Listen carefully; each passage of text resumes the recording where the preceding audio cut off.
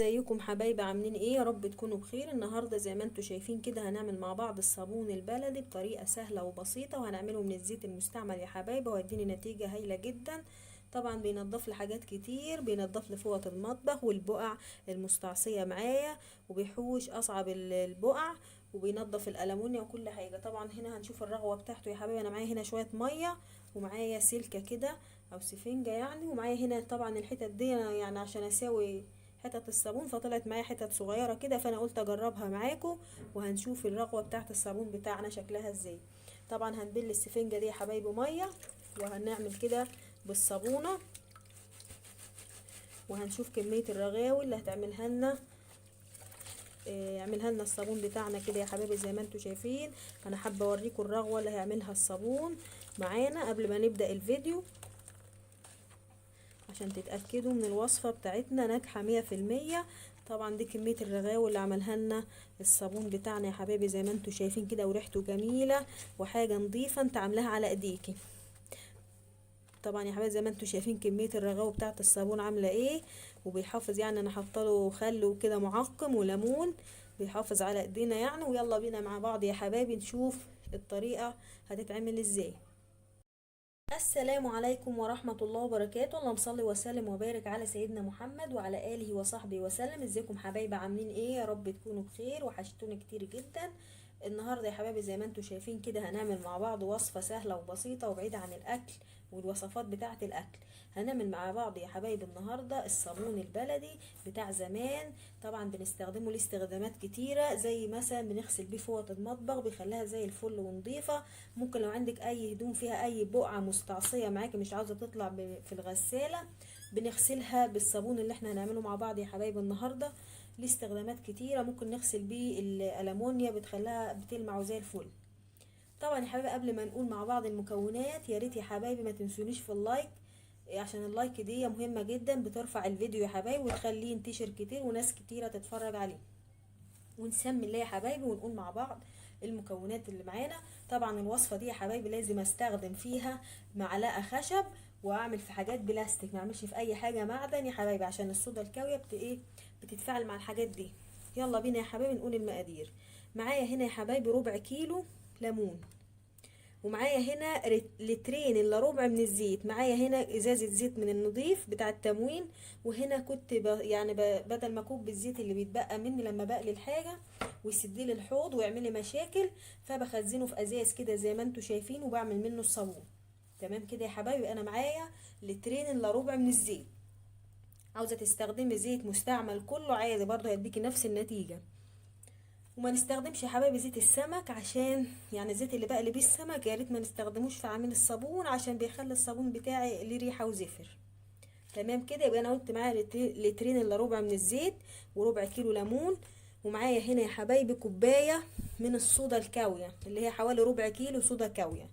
هنستخدم مع الربع كيلو او الكوبايه كوبايه ونص من الميه، يعني انا معايا مج كبير من الميه ونص تاني صغير. ومعايا 3 معالق كبار من الملح العادي بتاع الاكل بتاعنا اللي بنحطه في الاكل. ومعايا هنا معلقه كبيره من ملح الليمون. طبعا وفي ناس بتقولك ينفع نستخدم البريل والاريال يعني والمسحوق بتاع الغسيل، ايوه عادي هنستخدمه وهيديني نتيجه هايله جدا وزي الفل. معايا هنا يا حبايبي ربع كوبايه من الاريال، ومعايا هنا كوبايه بريل او عايزه تستخدمي برسيل جل براحتك. ومعايا هنا يا حبايبي ربع كوبايه من الخل. تمام كده يا حبايبي. المكونات طبعا لازم نخلي الخل جنبنا على طول، عشان لو حصلت حاجه في ايدك هتستخدمي الخل على طول. اول حاجه هنعملها يا حبايبي هنعمل ايه؟ جبت يا حبايبي زي ما انتوا شايفين كده طبق عندي، مش بستخدمه غير للحاجات دي يعني، هو مكسور كده فاستخدمه فاعمل فيه الصابون. هنحط اول حاجه يا حبايبي زي ما انتوا شايفين كده جزازه الزيت دي اللي هي بتاعه التموين العاديه خالص. تمام، احنا بنفضيها كده عشان هي مش هنصفيها يعني، عشان هي نظيفه. طبعا طريقته سهله وبسيطه، وان شاء الله يديني نتيجه كويسه جدا. طبعا انا صفيت او نزلت اول لتر معايا من الزيت.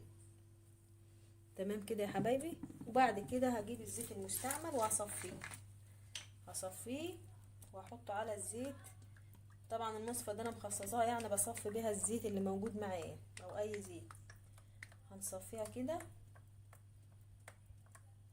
اول خطوه يا حبايبي هنصفي الزيت اللي موجود معانا، لو هو مستعمل، لو مش مستعمل مش هنصفيه، هننزله زي ما هو، زي ما عملت في اول لتر معايا. تمام كده يا حبايبي.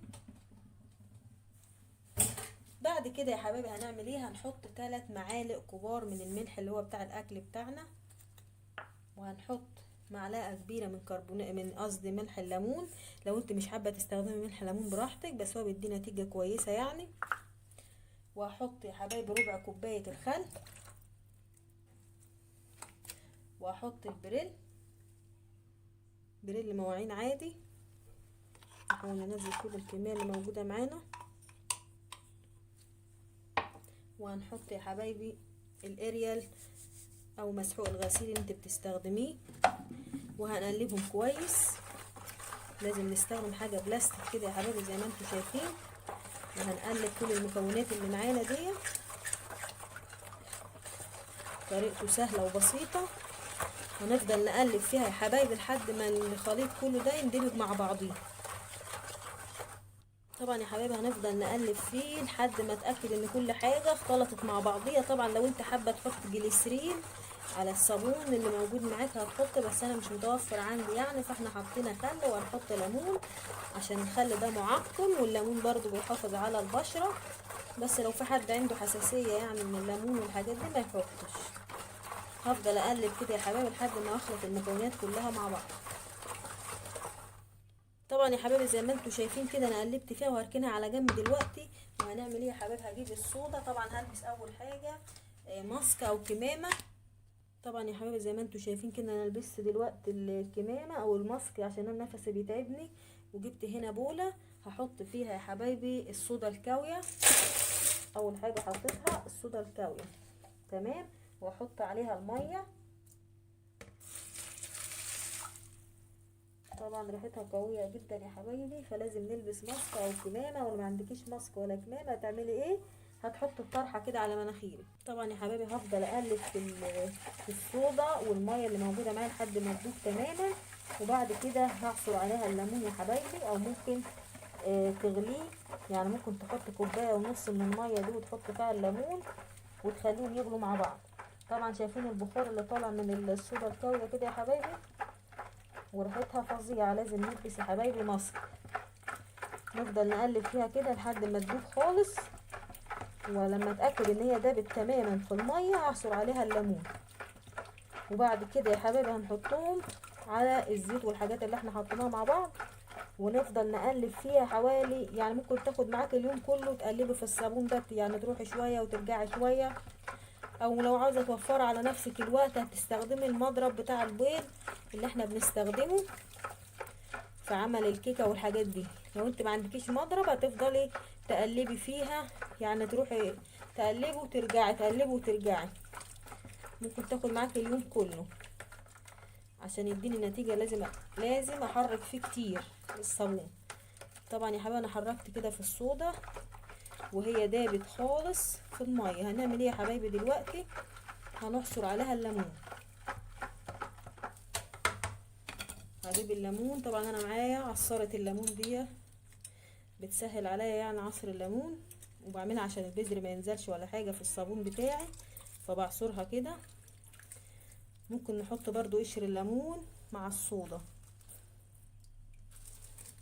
ده ربع كيلو ليمون، يبقى ربع كيلو ليمون يا حبايبي.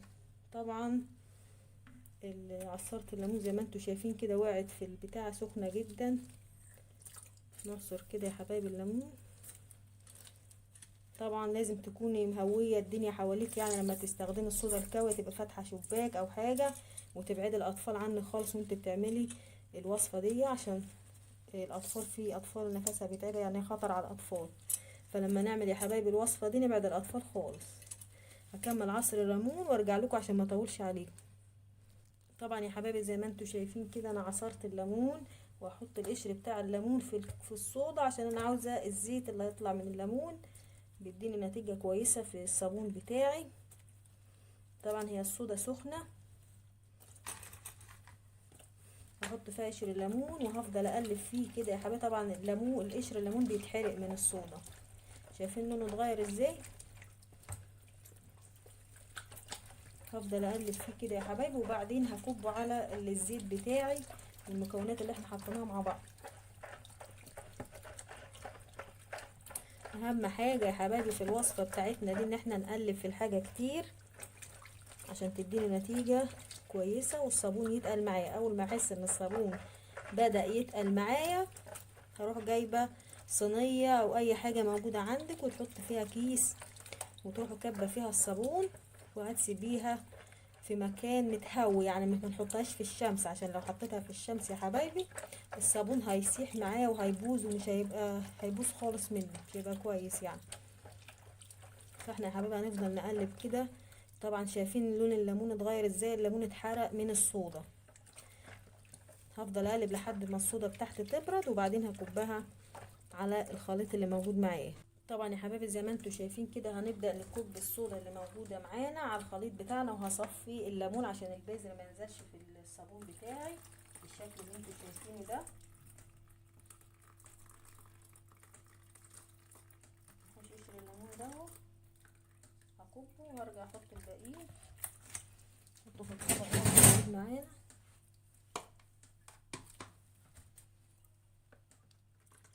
لازم يا حبايبي ناخد بالنا كويس من الوصفة دي عشان برضو لازم ناخد احتياطاتنا ونحط الكمامة او الماسك ونلبس جوانت ونهوي الدنيا حوالينا، يعني لازم الدنيا تكون متهوية حواليا عشان ريحة الصودا خطرة جدا بتضايق النفس. تمام كده يا حبايبي. هنعمل ايه دلوقتي؟ هنفضل نقلب في الصابون. انا هقلب شويه وبعد كده هستخدم المضرب. طبعا الصابون اتغير معايا الزيت اتغير لونه من قبل ما احط الصابون الصودا وريحته جميله جدا. لازم نقلب كتير يا حبايبي، يعني ممكن تاخدي يوم كامل تقلبي فيه، تقلبي شويه وتروحي تستريحي وترجعي تاني وهكذا لحد ما تلاقي الصابون بدأ يتقل معاكي.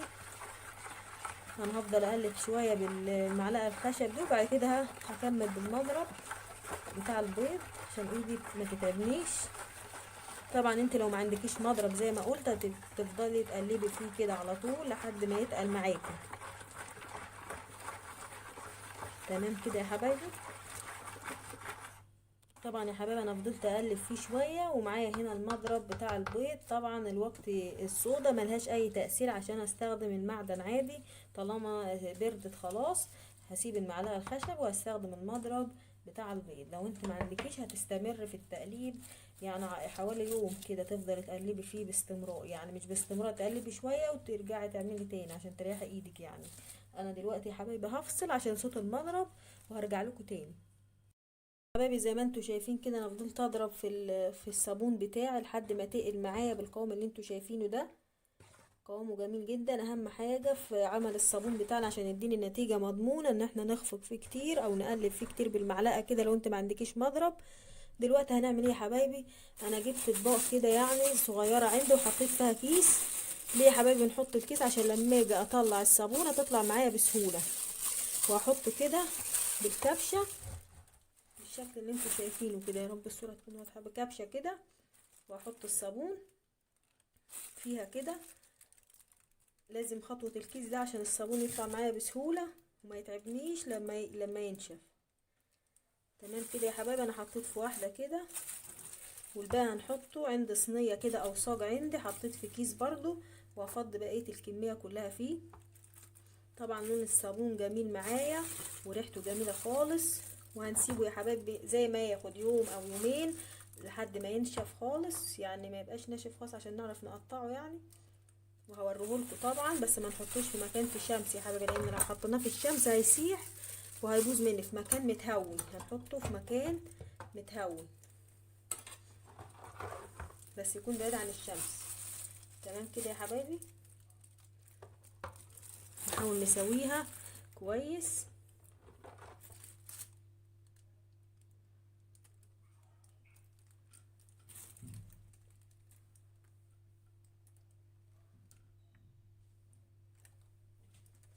هنركن دول يا حبايبي على جنب، وهجيب الصاج اللي هحط فيه او الصينيه اللي موجوده عندي هنحط فيها كيس برضو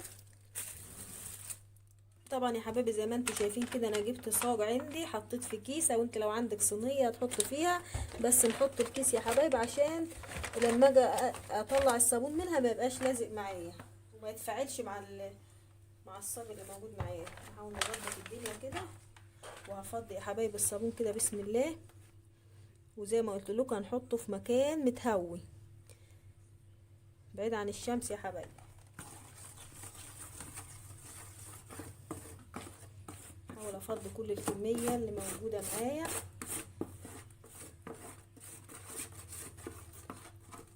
وهنسيبه على حسب ما ياخد يا حبايبي، وهقول لكم هياخد كام يوم، يوم يومين 3.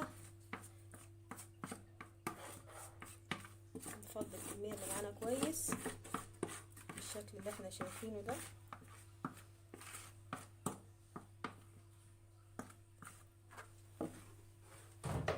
ونحاول نعمل الصاج كده يا حبايبي عشان يبقى موجود في متساوي معايا يعني بالشكل اللي احنا شايفينه ده.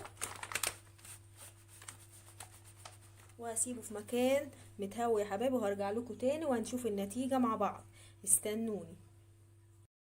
ورجعت لكم تاني يا حبايبي بعد ما الصابون بتاعنا نشف طبعا، واخد معايا 3 ايام. حطيته في مكان متهوي وسيبته ونسيته خالص. طبعا هو جميل جدا وزي الفل طبعا. ودي الحاجات اللي احنا حطيناها في قوالب كده نطلعها مع بعض من الكيس، هتطلع معايا بكل سهولة زي ما انتوا شايفين كده، وناشفه كده وزي الفل وجميله زي ما انتوا شايفين كده. وهنشوف مع بعض برضو الرغوه بتاعتها. هنعمل ايه يا حبايبي دلوقتي؟ هنقطع الصابون ده، طبعا هنقطعه على حسب الشكل او الحجم اللي انت عاوزاه. طبعا انا حابه حجم الصابونه ما يكونش كبير، فاقطعها حتت كده صغيره وانت على حسب راحتك. وهنشوف هنعمل فيه ايه يا حبايبي دلوقتي. طبعا عمل لي كميه كبيره من الصابون يعني، وريحته جميله جدا. وهنشوف مع بعض برضو الرغوه بتاعت الصابون اللي موجود معانا، وهنقطعه برضو كده بالشكل ده اللي احنا شايفينه، برضو على حسب الحجم اللي انت عاوزاه وعلى حسب حجم قطعة الصابونة اللي انت حباها، حباها كبيرة وحباها صغيرة براحتك. تمام كده يا حبايبي بالشكل اللي احنا شايفينه طبعا.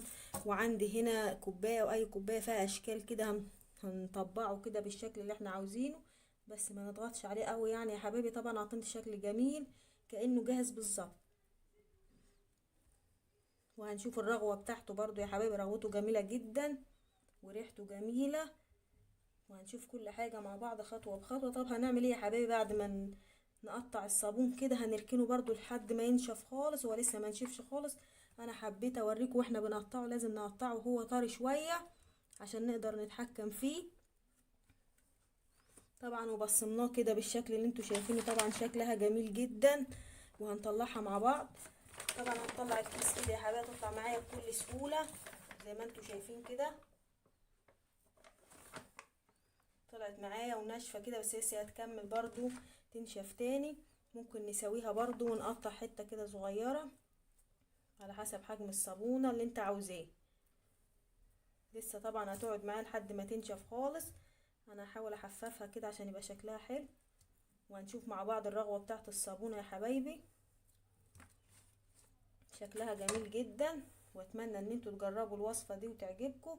ويا ريت ما تنسوش تعملوا لنا لايك وشير وسبسكرايب وتفعلوا زر الجرس عشان يوصل لكم كل جديد.